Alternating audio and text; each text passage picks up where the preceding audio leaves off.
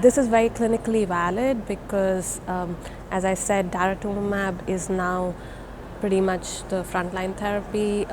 It had initially been approved for relapsed and refractory myeloma, but now it's being given as it is in combination with Lendex and with bortezomib, dexamethasone also. So since now patients are getting it right in the beginning, they do get resistant pretty fast. But initially there's a huge improvement, like myeloma goes down. But then once they become resistant, it becomes a problem.